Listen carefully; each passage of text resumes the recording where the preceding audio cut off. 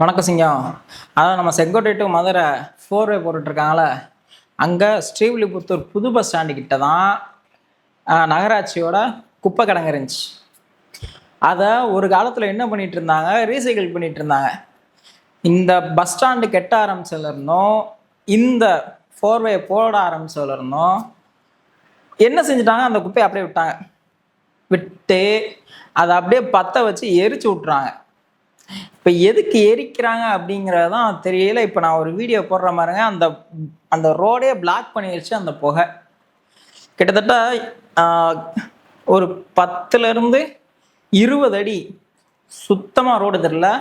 அங்கிட்டு யார் வர்றாங்கிறதும் தெரியாது, இங்கிட்டு யார் போகிறா அப்படிங்கிறதும் தெரியாது.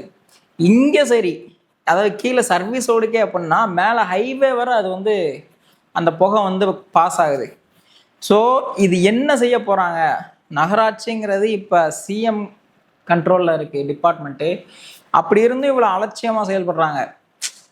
இப்போ இந்த மார்ச் மாதம் பிப்ரவரி மாதமாக முன்னாள் முதலமைச்சர் மு.க. ஸ்டாலின் அவர்கள் வரும்போது அந்த குப்பை தெரியக்கூடாதுன்னு இதை போட்டு மறைச்சிட்டாங்க.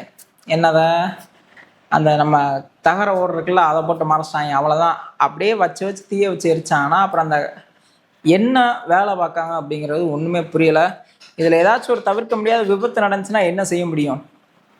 இவங்களோட அலட்சியத்தினால ஒரு விபத்தோ ஏதோ நடந்துச்சுன்னா என்ன செய்ய முடியும்?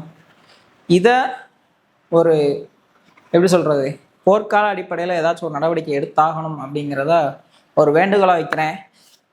சம்பளம் வாங்குகிற சம்பளத்துக்கு ஒழுங்காக நம்ம வேலையை பாட்டு போயிடும் அப்படிங்கிறத சொல்லணும்னு தோணுச்சு. வேறு ஒன்றும் இல்லை.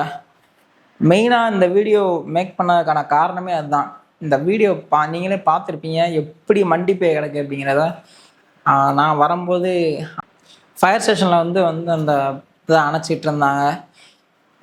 என்ன செய்ய போகிறாங்க, என்ன செய்கிறாங்க அப்படிங்கிறது ஒன்றும் புரியலை. நடவடிக்கை எடுக்கணும் அப்படிங்கிறத சொல்லிட்டு இந்த வீடியோ முடிக்கிறேன். Tata bye bye, studio.